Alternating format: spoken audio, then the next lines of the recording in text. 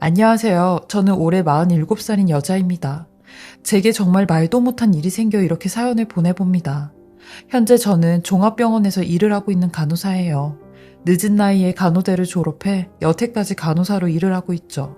무려 30살의 나이에 간호대를 졸업했는데 제가 20대 때 방황을 좀 많이 했어요. 제가 20살 때 제 유일한 가족인 저희 엄마가 돌아가셨거든요.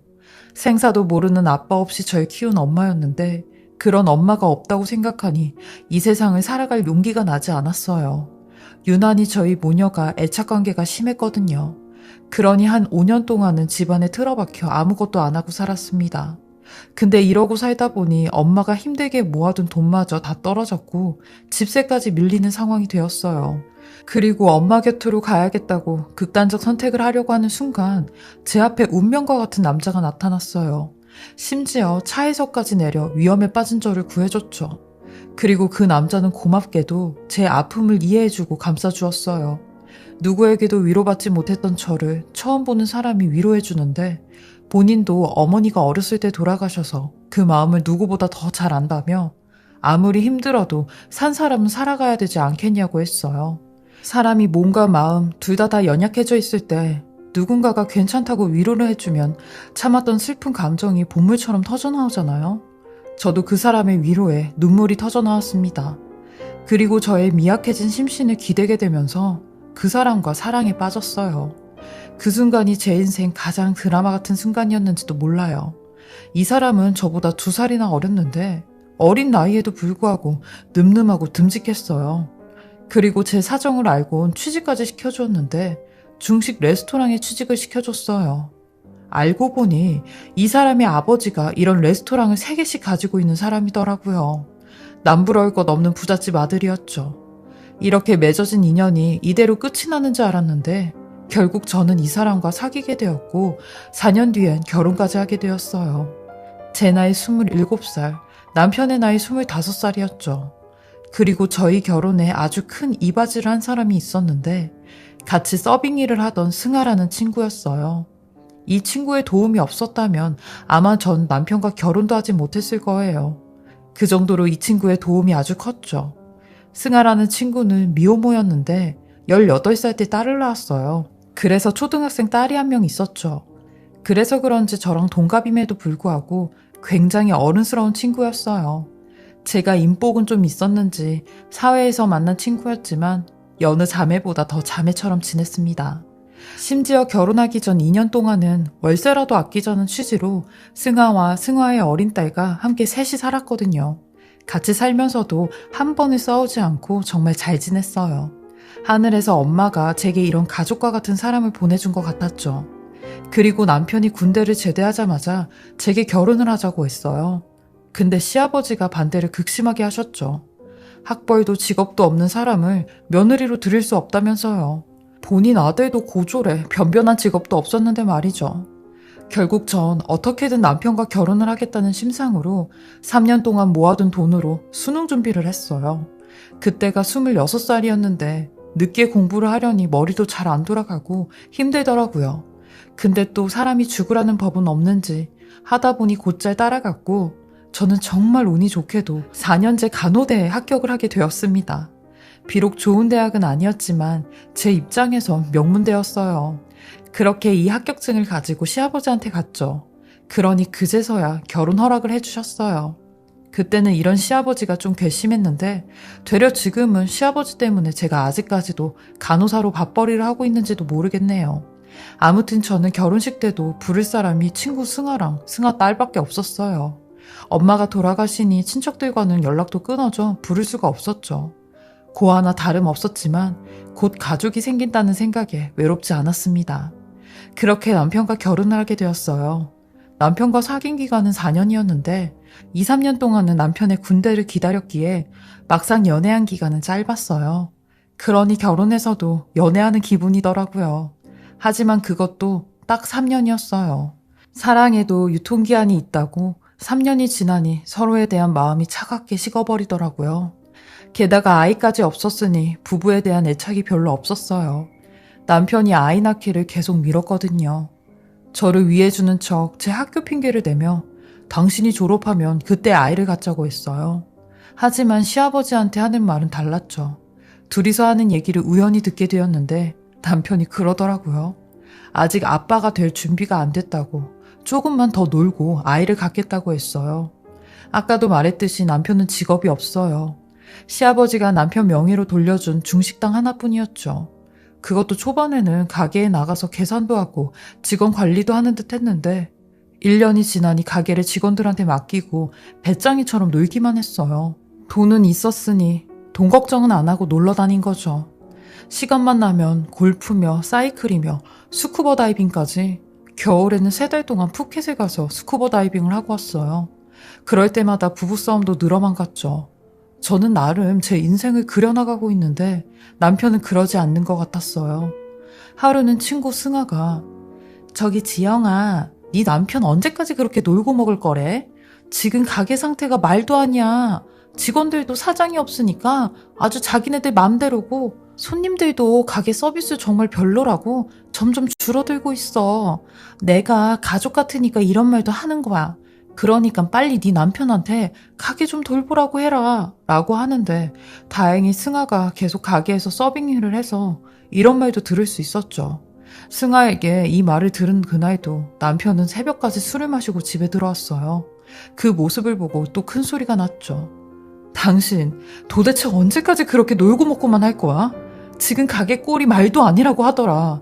사업 망하는 거 하루아침인 거 몰라? 사장인 자기가 가게에 나가 있어야 직원들도 눈치를 보면서 일을 제대로 하지. 승아가 그러는데 지금 가게 망하기 일보 직전이래. 나도 공부하느라 스트레스 받아 죽겠는데 이런 것까지 내가 신경을 써야겠어? 하니 남편은 소리를 지르며 야, 너는 편하게 내 돈으로 대학 다니는 주제에 무슨 스트레스야. 당신 솔직히 우리 집에 시집와서 호의호식하면서 편하게 학교 다니고 돈 걱정 안 하는 거 아니야? 그러면 그냥 조용히 주는 대로 받기나 해. 어딜 하늘 같은 남편한테 감나라 배나라 하고 있어? 라고 했죠. 그리고 이런 부부의 사이가 격정으로 치닫게 된 사건이 하나 생겼습니다. 남편한테 다른 여자가 있다는 걸 알게 되었습니다. 그것도 대담하게 그 여자를 집까지 끌고 들어왔더라고요. 제가 병원에서 3교대를 일을 하니 남편 놈은 그날도 제가 밤에 근무를 하는지 알았나 봐요. 집에 들어갔는데 현관문 앞엔 웬 새빨간 하이힐이 놓여져 있었고 안방에선 남편 놈과 어떤 여자의 웃음소리가 흘러나오는데 정말 그 장면은 아직까지도 뇌리에 박혀 잊혀지지가 않네요. 저는 그 길로 집을 뛰쳐나와 친구 승환의 집으로 갔습니다.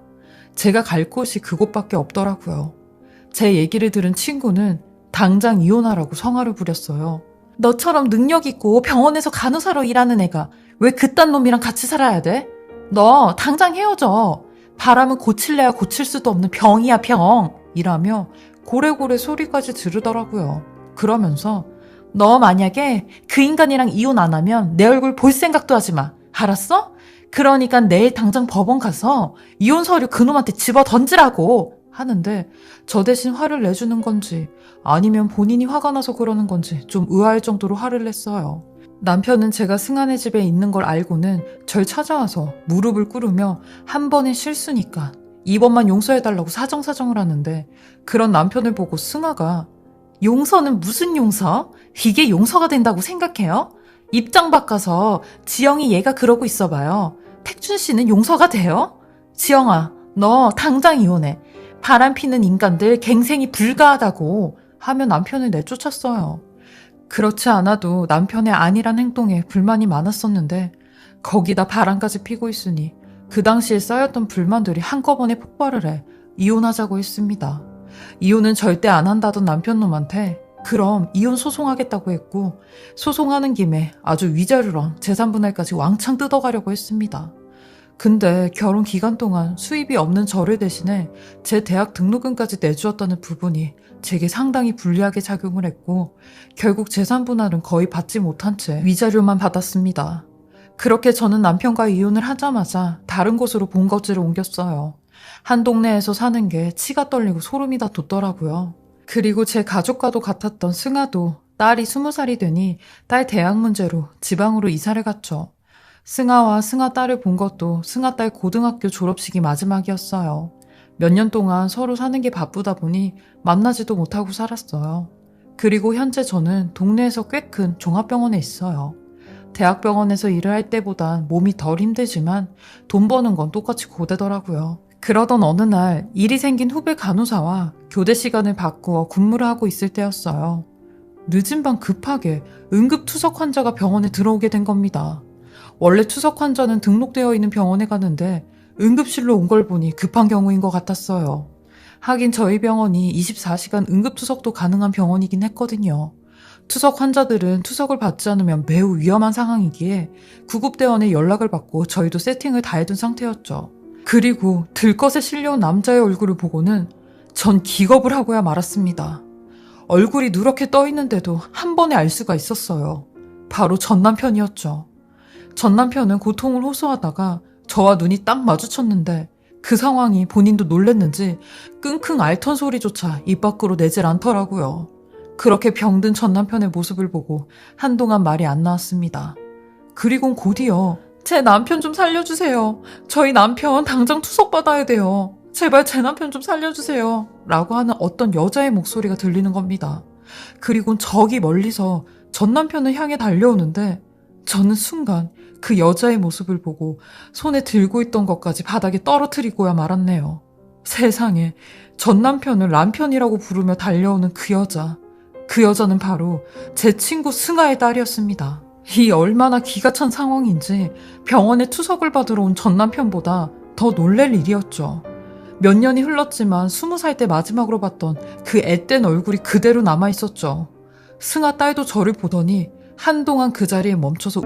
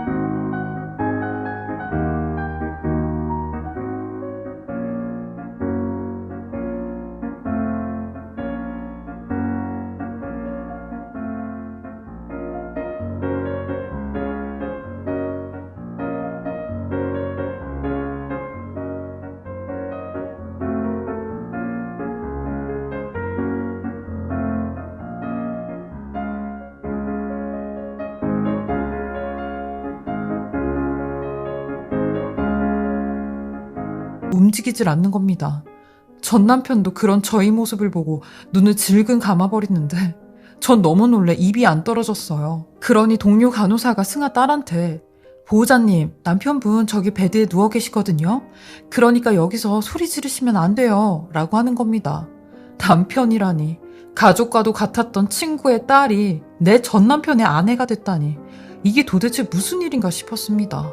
저는 승아 딸에게 다가가 보람아, 너 이모 알지?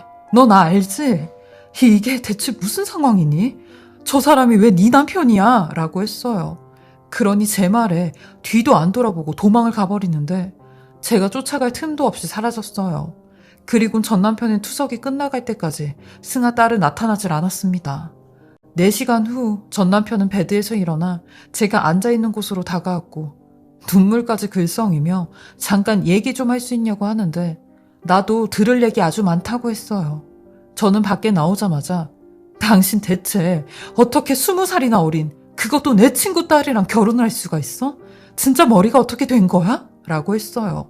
그러니 전 남편은 지금까지 있었던 일들을 하나도 빠짐없이 전부 다 이야기를 해주는데 그 얘기들은 상당히 충격적이었습니다.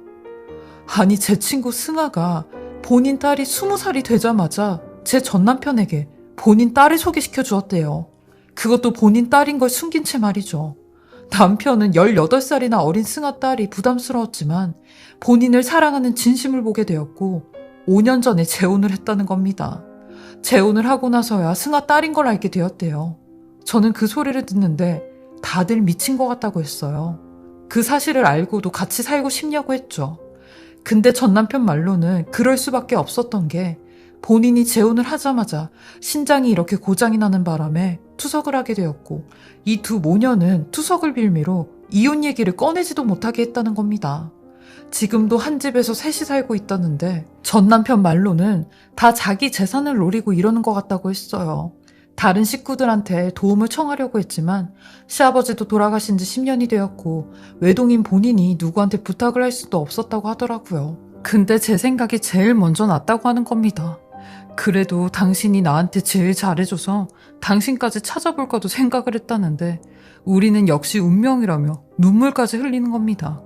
저는 무슨 말 같지도 않은 소리를 하냐고 했어요. 그러더니 갑자기 제 손을 잡고는 이게 다 하늘의 뜻인 것 같다고 하는 겁니다. 지방에서 올라오다가 이 병원에 오게 된 것도 다 저를 만나려고 온 것 같다며? 예정을 생각해서라도 다 당신이 나 좀 걷어주면 안 될까? 당신이 나 좀 걷어주면 내가 가진 거 다 당신한테 줄게. 나 저 모녀랑 한시라도 같이 못 살 것 같아. 이제 늙고 병들어서 젊고 창창했을 때 했던 것들은 하지도 못해. 그러니까 당신이 나 좀 걷어줘. 라고 하는데 전 이런 전 남편의 손을 대차게 뿌리치며 아저씨 정신 차리라고 했어요. 내가 미쳤다고 당신을 걷어? 당신 그렇게 돈이 많어? 어딜 지금 나랑 돈 가지고 거래를 해? 젊고 창창했을 때는 그렇게 딴짓거리하고 다니다가 아프고 병드니까 나한테 걷어달라고 해? 여봐요. 번지수 잘못 찾았어. 승아 걔도 미친 여자 같지만 나는 당신도 똑같은 사람이라고 생각해. 당장 당신 그 어린 마누라한테 연락해서 쓰레기 좀 가져가라고 해야겠네 하며 병원으로 들어왔어요. 그러니 전 남편은 끝까지 절 쫓아오며 우리 이혼시킨 것도 승아 그 불려오가 시킨 거라고. 당신은 원래 이혼 생각 없지 않았냐고. 근데 그 불려오가 당신을 부추겨서 이혼한 거 아니냐고. 그 여자가 다 계획적으로 우리한테 접근한 거라고 제 팔을 막 잡아당기는 겁니다. 전 그런 전 남편에게 여기서 2걸음 이상 나 쫓아오면 그때는 경비원들 부른다고 했어요. 네가 남의 눈에 눈물 나게 했으니까 너는 지금 피눈물 흘리고 있는 거라고 했네요. 네가 벌인 일인데 네가 치우라고. 어디서 치워달라고 하냐고 소리를 질렀어요. 그리고 한 30분 정도가 흘렀을까요? 도망쳤던 승아 딸이 병원으로 다시 돌아왔고 저한테 자초지종을 설명하며 이모한테 뒤통수 치려고 한 건 아니었어요. 저랑 엄마랑 아니 그냥 제가 저 사람이 좋아서 그냥 마음이 가고 안쓰러워서 만났던 거예요. 엄마랑은 전혀 상관없는 일이에요. 라며 말을 더듬는데 딱 봐도 보람이 얘가 무작정 도망을 쳤다가 지 엄마한테 연락을 해서 어떻게 하면 좋냐고 물어본 게 뻔했어요. 그리고 그때 승아 딸의 핸드폰이 미친 듯이 울려댔어요. 저도 같이 핸드폰 화면을 봤는데 엄마라고 저장된 승아였습니다. 저는 승아 딸한테 네 엄마가 전화 오나 본데 나 좀 바꾸라고 했어요. 그러니 끝까지 지 엄마 아니라고 핸드폰을 꺼버리는데 니네 뭐냐 이딴 짓거리 하려고 내 연락도 안 받고 잠수 탄 거냐고 했어요. 그리고 마지막으로 쐐기를 박아 얘기했네요. 보람아, 네가 내 전남편이랑 결혼을 했던 뭘 했던 나는 평생을 너랑 네 엄마를 인연이라고 생각했는데 인연이 아니라 악연이었던 것 같다. 그러니까 네 엄마한테도 전해. 길거리에서라도 얼굴 마주치는 일 없도록 하자고. 2번 다시 니네 모녀랑 저 쓰레기 같은 인간이랑 엮이지 말자고. 알겠니? 네 남편 데리고 얼른 가 했어요. 2 사람 중 누가 진실을 말하는 건지는 모르겠지만 진짜 진절머리가 나더라고요. 사실 배신감도 들었고요. 가족이라고 생각했던 제 친구가 이렇게 뒤통수를 치니 어안이 벙벙했어요. 그리고 전 남편은 뭐 말할 것도 없었고요. 저는 이 사람들 때문에 더욱더 사람을 못 믿게 되었고 또 한 번의 상처를 받게 되었어요. 왜 내 인생에 이런 식으로 끼어드는지 정말 원망스럽기만 합니다. 47년간 살면서 저 같은 사람이 또 있을까 싶어 이렇게 사연을 보내봅니다. 제 길고 긴 사연을 읽어주시고 들어주셔서 감사하고요. 다들 저와 같은 일 당하시지 않게 항상 잘 알아보고 사람들 만나시길 바라겠습니다. 다들 건강하시고 좋은 일들만 가득하시길 바랍니다. 지금까지 살해자분의 글을 읽어보았는데요. 얼마나 놀라셨을까요? 살해자님께서 받으신 상처에 깊은 동감을 표합니다. 정신적으로도 충격이 크실 것 같아요. 이 상처를 치유하시려면 많은 시간이 걸리실 것 같은데 하루빨리 아물길 바라겠습니다. 살해자님, 지금도 충분히 멋진 여성이시니 잘 이겨내실 거라 믿습니다. 항상 건강하시고요. 쭉 행복한 일들만 가득하시길 바라겠습니다.